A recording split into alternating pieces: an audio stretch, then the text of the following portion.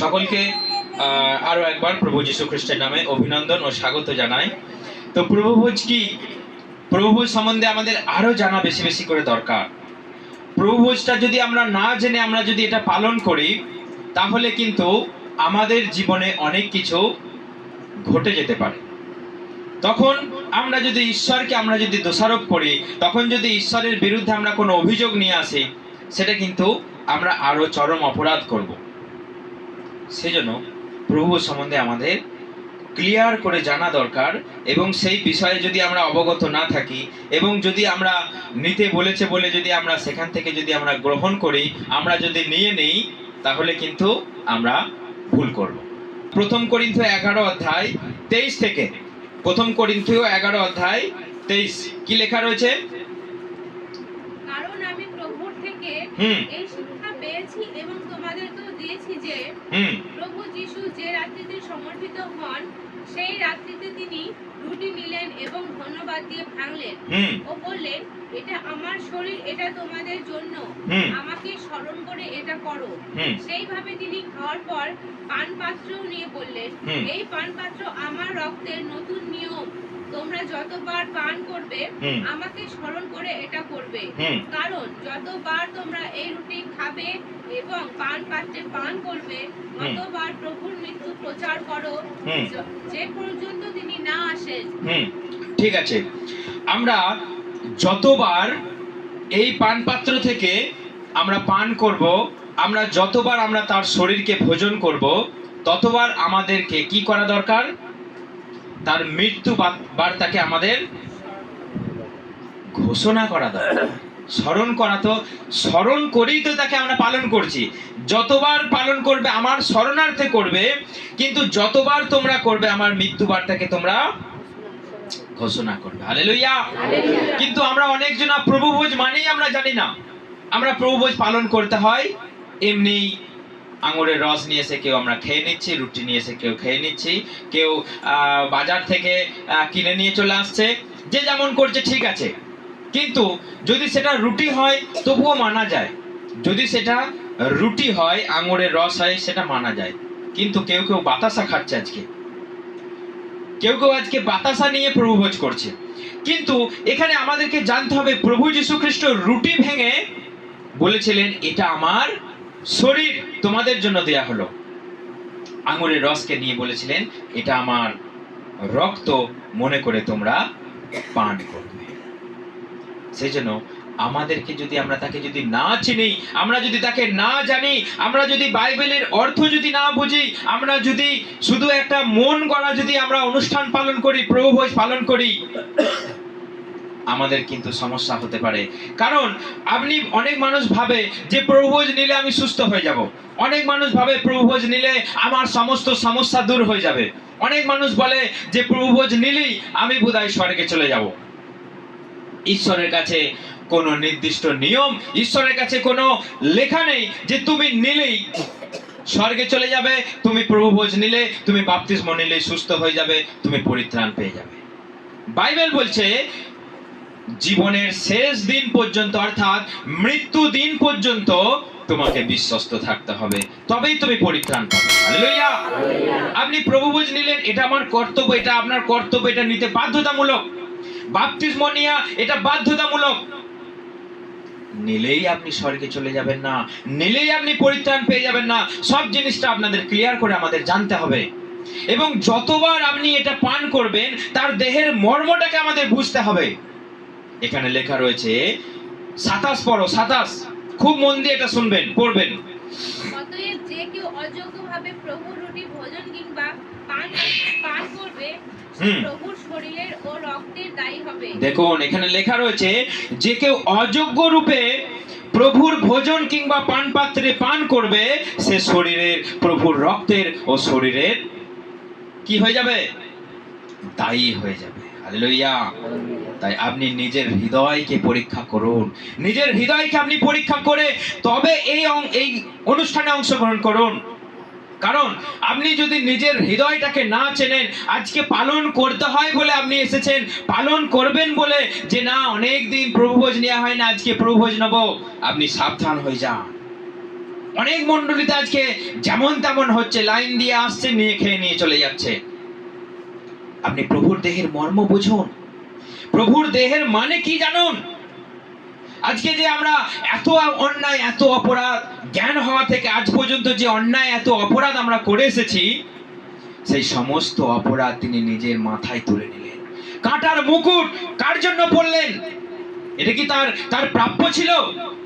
এটা কি তিনি মজা মারতে এলেন এখানে কাঁটার মুকুট পরে সবাইকে দেখাতে এলেন?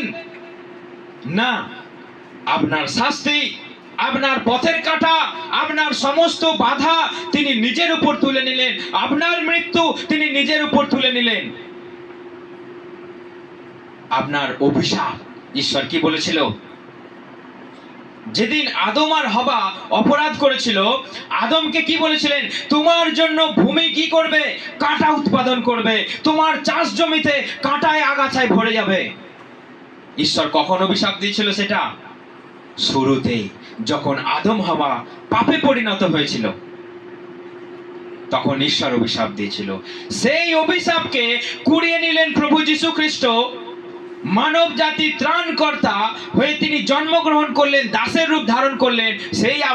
সেই কাঁটা নিজের মাথায় তুলে নিয়ে গিয়ে আপনাকে মুক্ত করলেন, আজাদি করলেন। হালেলুয়া! কিন্তু আমরা বুঝি না এর অর্থ কি, আমরা জানি না, কেউ বলে না, কেউ বলতে পারে না। কেউ কেউ বলে ওগুলো নেওয়ার দরকার নাই, কেউ কেউ বলে ওইগুলো নেওয়ার দরকার নাই, ওগুলো খ্রিস্টানরা করে, যারা এইসব পালন করে তারা খ্রিস্টান। কিন্তু বাইবেল বলছে, প্রভু যীশু খ্রিস্ট, যে তোমরা যতবার এই অনুষ্ঠান পালন করবে, আমার শরণার্থে করবে, এবং আমি আর ভোজন কিংবা পান করব না, যতদিন না ঈশ্বরের রাজ্য স্থাপন হচ্ছে, ঈশ্বরের রাজ্য প্রতিষ্ঠিত হচ্ছে। আমি তোমাদের সঙ্গে শেষ ভোজন করছি, আমি আর পান করব না। তিনি আমাদের জন্য তার শিষ্যদের সঙ্গে বসে তিনি শেষবারের মতো ভোজন পান করলেন। তিনি আমাদেরকে দিলেন যে এ আমার শরীর। তিনি শরীরটাকে তিনি কি করেছিলেন আমরা সবাই জানি, কিন্তু আমরা প্রত্যেক মাসে আমরা এটাকে রিপিট করি, আর সারা জীবন আমরা করব। শুধুমাত্র প্রত্যেক মাসে নয়, প্রত্যেকটা দিনই আমরা তাকে স্মরণ করি। কিন্তু তিনি বলেছেন তোমরা যতবার পান করবে ততবার আমার মৃত্যু বার্তা ঘোষণা করবে। সেই জন্য আমরা মাসে একবার পালন করি, মাসে একবার আমরা এই অনুষ্ঠান পালন করি, যেন আমরা তার মৃত্যু বার্তাকে ঘোষণা করতে পারি। কেন না, আজকে আমরা যারা রোগগ্রস্ত হয়েছিলাম, আজকে আমরা যারা অভিশাপগ্রস্ত হয়েছিলাম, তার শরীর ক্ষত বিক্ষত করে আমাদেরকে সুস্থ করলেন। তাকে যখন চাবুকের আঘাত মারা হচ্ছিল, তাকে যখন মিথ্যা অপবাদ দেওয়া হচ্ছিল, তাকে যখন বলছিল তুমি কি জিহুদীদের রাজা, যাকে যখন চোখ বন্ধ করে মারা হচ্ছিল, তুমি কি জিহুদীদের রাজা, বল এবার তোকে কে মারবে। তাকে পরীক্ষা করা হচ্ছে, তার উপরে অন্যায় করা হচ্ছে, অত্যাচার করা হচ্ছে, তাকে কাঁটার মুকুট পরিয়ে দেওয়া হচ্ছে। এটা কার জন্য? যেই অপরাধ আপনি করেছিলেন, যেই অন্যায় আপনি করেছিলেন, যেটা আপনি দিনের পর দিন করে আসছেন, তাকে জানা সত্ত্বেও আপনি অপরাধ করছেন, তাকে জানা সত্ত্বেও আপনি অন্যায় করছেন, আপনাকে বারবার ক্ষমা করে দিচ্ছে, আপনাকে বারবার ক্ষমা করে দিচ্ছে। এবং আপনি যদি এই অনুষ্ঠান যদি পালন না করেন, আপনি যদি তার রক্ত, তার শরীরকে যদি ভোজন পান না করেন, আপনি কি করে তার সঙ্গে সম্পর্কিত হবেন? আপনি কি করে তার রাজ্যে অধিকার প্রাপ্ত হবেন? দেখুন, এটা আমার কথা নয়, বাইবেল বলছে, যোহন 6 অধ্যায় লেখা আছে, যোহন 6 অধ্যায় 53। যিশু তাহাদিগকে কহিলেন, সত্য সত্য আমি তোমাদিগকে বলিতেছি, তোমরা যদি মনুষ্যপুত্রের মাংস ভোজন ও তাহার রক্ত পান না করো, তোমাদিগতে জীবন নাই। হালেলুয়া! তোমাদের মধ্যে জীবন থাকবে না, তোমরা অনন্তকাল শাশ্বত জীবন সেখানে তোমরা লাভ করতে পারবে না। সেই জন্য আমাদের তার শরীর, তার রক্তের সঙ্গে আমাদের সম্পর্ক অবশ্যই থাকতে হবে, অবশ্যই এটা আমাদের পালন করতে হবে। আপনি এড়িয়ে চলে যাচ্ছেন, শুধু যিশুকে বিশ্বাস, আমি বিশ্বাস করি যিশুকে। অনেক মানুষ বলে হ্যাঁ আমি যিশুকে বিশ্বাস করি, কিন্তু আপনি তার আদেশ পালন করেন? আপনি তার আদেশ পালন করেন? আপনি কি তাকে বিশ্বাস করছেন? আপনি কি পৃথিবীতে বিলীন হয়ে যাবেন বলে? না, আমরা পৃথিবীতে বিলীন হয়ে যাব না বলে আমরা বিশ্বাস করছি যেন তার সঙ্গে আমরা সেখানে থাকতে পারি, সেই শাশ্বত জীবনে আমরা যেন প্রবেশ করতে পারি। আমরা সারাটা মাস অন্যায় করলাম, সারাটা মাস আমরা নিজের ইচ্ছা মতো জীবনযাপন করেছে, একটা দিন বললাম প্রভু যিশু তুমি আমাকে দয়া করো, প্রভু যিশু তুমি আমাকে করুণা করো। না, আপনার জীবন চরিত্র প্রভু যিশু খ্রিস্টের মতো হোক, কারণ তিনি বলছেন তোমরা আমার মতো হও, আমার পিতা যেমন সিদ্ধ তোমরাও তেমনই হও। কিন্তু আমরা নিজেদের ইচ্ছা মতো জীবনযাপন করছি, যে যেখানে যেমন খুশি পারছি আমরা করছি, জগতের মতো আমরা জীবনযাপন করছি, আর মাসে এসে একবার করে আমরা প্রভু ভোজ নিচ্ছি। আপনি সাবধান হয়ে যান, কারণ আমার কথা নয়, বাইবেল কি বলছে দেখুন। প্রথম করিন্থীয়তে আমরা চলে যাব, 28 থেকে আমরা আর একবার পড়ব। প্রথম করিন্থীয় 11 অধ্যায় 28 থেকে খুব মনোযোগ সহকারে পড়ুন। কিন্তু মানুষ নিজের পরীক্ষা করুক, এবং এইভাবে সেই রুটি খাওয়া ও সেই পান পাত্রে পান করুক। কারণ যে ব্যক্তি খায় ও পান করে, সে যদি তার দেহ না জানে, তবে সে নিজের বিচার অজ্ঞায় ভোজন ও পান করে। আর একবার রিপিট করতে বলবো 29। কারণ যে ব্যক্তি খায় ও পান করে, সে যদি তার দেহ না চেনে, তবে সে নিজের বিচার অজ্ঞায় ভোজন ও পান করে।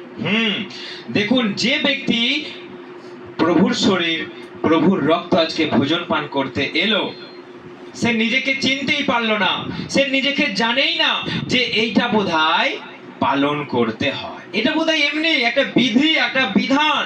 যেমন আমরা আজকে এতদিন নিয়ম পালন করে আসছি, নিয়ম, কিন্তু এটা কোনো নিয়ম নয়, এটা কোনো বিধি নয় যে এই ব্যবস্থা পালন করলে আপনার জীবন সবকিছু ঠিক হয়ে যাবে। না, এখানে বলছে তুমি তোমার জীবনকে, তুমি তোমার হৃদয়কে পরীক্ষা করে দেখো। যদি তুমি পরীক্ষা নিরীক্ষা করে না যদি তুমি গ্রহণ করেছো, তুমি বিচার আজ্ঞায় পড়বে, তোমার বিচার করা হবে, তুমি দণ্ড পাবে। দেখুন এখানে লেখা রয়েছে, 30-এ লেখা আছে, তোমাদের মধ্যে বিস্তর লোক দুর্বল ও পীড়িত আছে, অনেকে নিদ্রাগত হইতেছে। কি লেখা রয়েছে ওখানে চলতি ভাষায় 30? এই কারণে তোমাদের মধ্যে প্রচুর লোক দুর্বল ও অসুস্থ হয়েছে। হ্যাঁ, এই কারণে তোমাদের মধ্যে অনেক লোক দুর্বল। কারণটা কি? কারণ আমরা নিজেদেরকে চিনি না, আমরা যাচাই করে দেখি না। সারাটা জীবন, সারাটা মাস, সারাটা সপ্তাহ ধরে আমরা কেমন করে কথা বলে আসছি, কেমন জীবন চরিত্র করছি, কেমন ভাবে আমরা নিজেদেরকে পরিচালনা করছি, আমরা কোথাও দেখছি না। আমরা মনে করছি আজকে মাসের প্রভু ভোজ আজকে আমাদেরকে নিতে হবে। সবাই মনে করছে এটা নিয়ে নিলে আমার জীবনে আশীর্বাদ এসে যাবে, সবাই মনে করছে নিয়ে নিলে এটা আমি মুক্তি পেয়ে যাব, আমার যেটা দরকার সেটা আমার মিটে যাবে। হ্যাঁ, সত্যি করেই দরকার মিটে যাবে, আপনার জীবনে আশীর্বাদ আসবে, আপনার জীবনে মুক্তি আসবে, আপনি শাশ্বত জীবন আসবে। তখনই আসবে যখন এটা আপনি সততার সঙ্গে, ধার্মিকতার সঙ্গে, ঈশ্বরের বাক্য অনুযায়ী আপনি পালন করবেন। তা না হলে আপনি যদি নামধারী মতো পালন করেন, এসে তার সেই পান পাত্রে চুমুক দিয়ে আপনি যদি তার আঙুরের রসকে রক্ত বলে খাচ্ছেন, না, আপনার কাছে জীবনে সবকিছুই হয়ে যাবে। আপনাকে তার দেহের মর্ম জানতে হবে। তিনি ক্রুশের কাঠকে তিনি যন্ত্রণার মধ্যে দিয়ে বয়েছেন, সেই বোঝাকে, কিসের বোঝা? সেই ক্রুশ, কিসের ক্রুশ? আমাদের জীবনের ক্রুশ, আমাদের অত্যাচারের ক্রুশ, আমাদের পাপের ক্রুশ, আমাদের ব্যভিচারের ক্রুশ তিনি বহন করলেন। এবং বহন করার সময় তাকে ইজি ভাবে ছেড়ে দেওয়া হয়নি, তাকে বহন করার সময় চাবুকের বাড়ি মারতে মারতে তাকে সেই গলগথা পাহাড় পর্যন্ত নিয়ে যাওয়া হয়েছে। এটা যদি আমরা জেনেও যদি অন্যায় করি, জেনেও যদি নিজের ইচ্ছা মতো জীবনযাপন করি, যে কেউ আপনার জন্য চিন্তা করে, কেউ আপনার জন্য ভাবে, কেউ আপনার জন্য প্রাণ দিয়েছে, কেউ আপনার জন্য রক্ত পর্যন্ত ঝরিয়ে দিল, আপনি চিন্তা করলেন না, তাও মনে করছেন আমি নিজের মতো জীবনযাপন করব, ইচ্ছা মতো জীবনযাপন করব। এটা আমাদেরকে চেতনায় রাখতে হবে, এটা আমাদেরকে কল্পনার মধ্যে রাখতে হবে যে আমার জন্য একজন চিন্তা করে, তাহলে আমি তার জন্য জীবনযাপন করব। আমার জন্য একজনা ভাবে, আমি তার জন্য জীবনযাপন করব। ভালো করে শুনে রাখুন, আপনি প্রভু ভোজ নেওয়াটা আপনার বাধ্যতামূলক।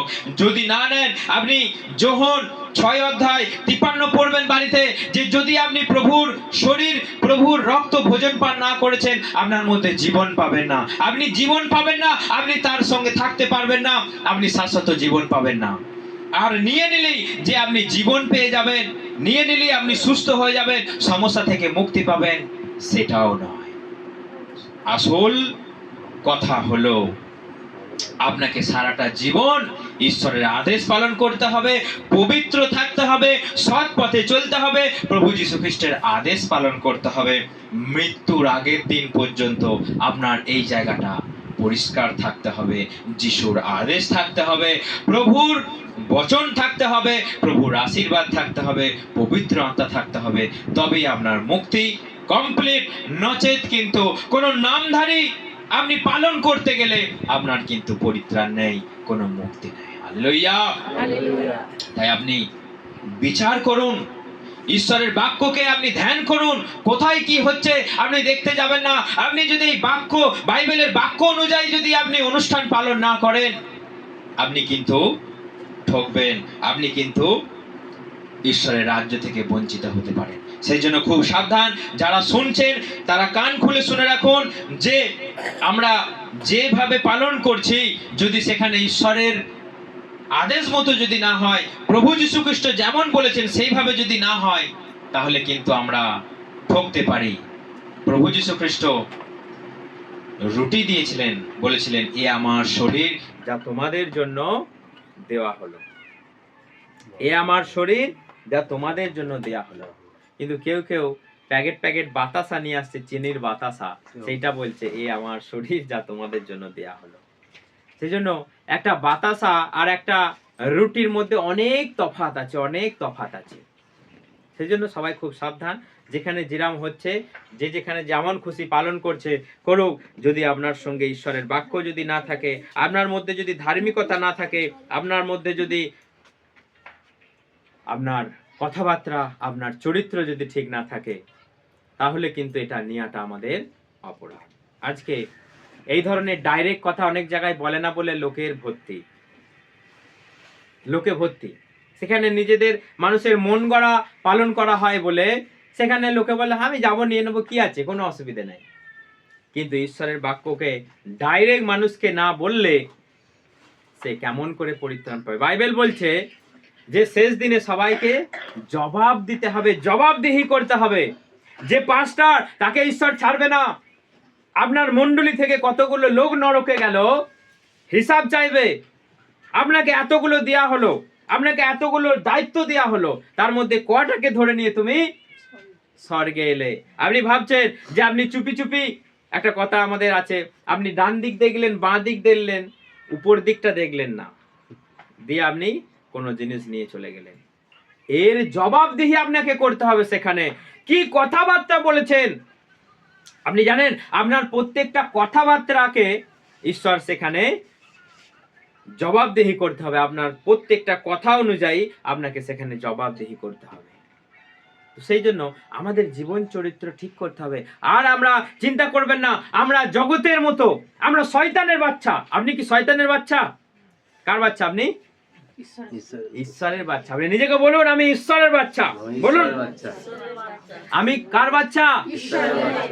আমি যিশুর বাচ্চা, আমি যিশুর সন্তান। কিন্তু জগতে সব ঘুরে বেড়াচ্ছে কার বাচ্চা?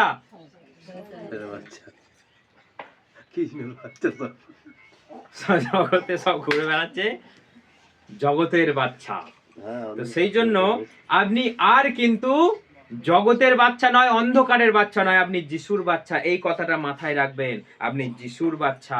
সেই জন্য আপনার জীবন চরিত্র ক্লিন হতে হবে। কারণ বাইবেল বলছে সরু দরজা দিয়ে ঢোকো, সরু দরজা দিয়ে ঢোকো, ধ্বংসে যাবার পথ কেমন? ব্রডওয়ে, মানে বিশাল চওড়া। লাখ লাখ লোক যাচ্ছে, কোটি কোটি লোক যাচ্ছে, ইন্ডিয়া থেকে যাচ্ছে কোটি কোটি লোক, আমেরিকা থেকে যাচ্ছে, ইংল্যান্ড থেকে যাচ্ছে, পাকিস্তান থেকে যাচ্ছে, সব জায়গা থেকে কোটি কোটি লোক যাচ্ছে। কেউ কেউ বলছে যে এত লোক সবাই এই পথে যাচ্ছে, আমরাই কি মানে খুব ভালো, আমরাই কি স্বর্গে যাব, আমাদের মধ্যেই কি যিশু যিশু, আমাদের মধ্যেই যত ভগবান। না, কোটি কোটি লোক যদি নরকের পথে যায়, আপনাকে একা স্বর্গের পথে যেতে হবে। হালেলুয়া। আপনার চারিপাশে যদি কোটি কোটি লোক যদি অধর্ম আচরণ করে, আপনাকে সেখানে একা দাঁড়িয়ে ধর্মাচরণ করতে হবে। হালেলুয়া।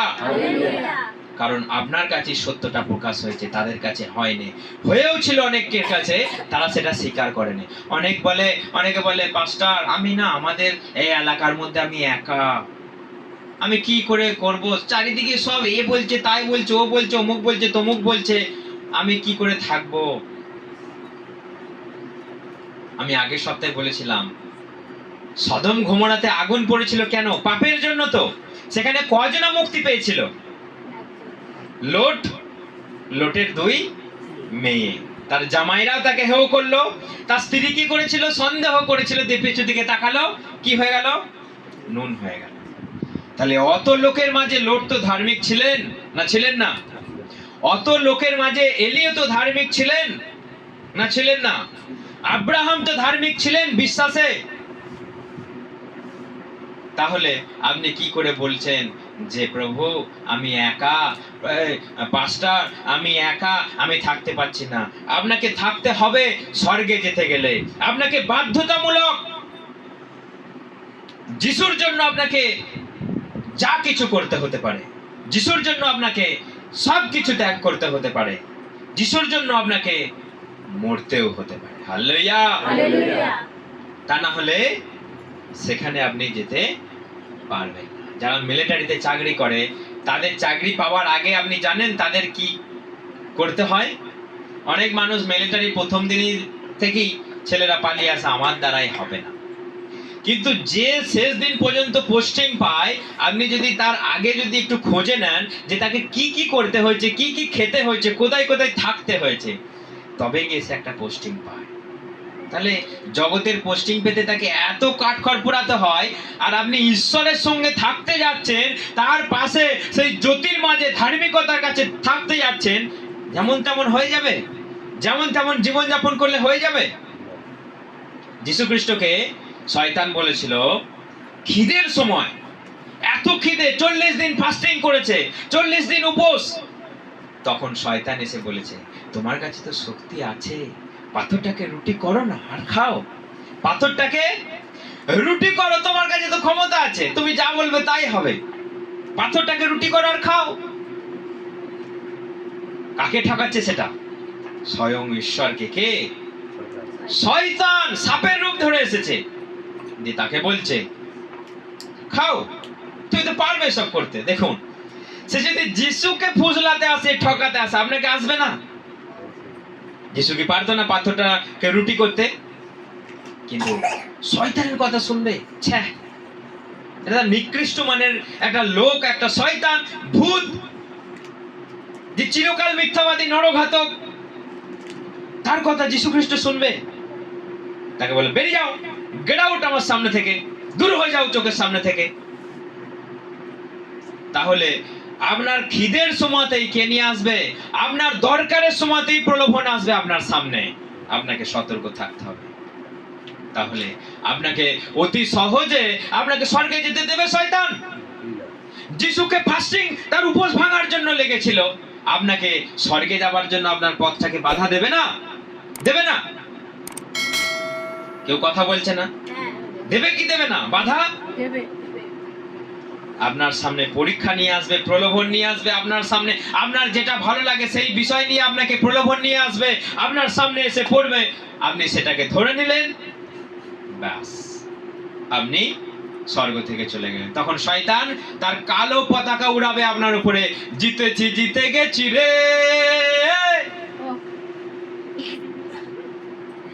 জিতে গেল তার মানে শয়তান। আপনার উপর থেকে কালো পতাকা আপনার মাথার উপরে উঠবে, আর লাল পতাকা আপনার কাছ থেকে সরে যাবে। সেই জন্য আপনাকে সতর্ক থাকতে হবে, আপনাকে ঈশ্বরের পথে চলতে হবে। তবে আপনার মুক্তি, তবে আপনার শান্তি, তবে আপনার জীবনে তার সঙ্গে, তার পাশে থাকা আপনার একটা সুযোগ মিলবে। তা না হলে অত সহজে হবে না, অত সহজে হবে না। ঈশ্বরের আদেশ পালন করুন, ঈশ্বরের বাক্য মতে জীবনযাপন করুন, তবে আপনার জীবনে মুক্তি। হালেলুয়া, জয় যিশু। আসুন আমরা সবাই উঠে দাঁড়াই। আমরা যারা প্রভুভোজ নেবার জন্য এসেছি আমরা উঠে দাঁড়াই, আমরা প্রার্থনা করি।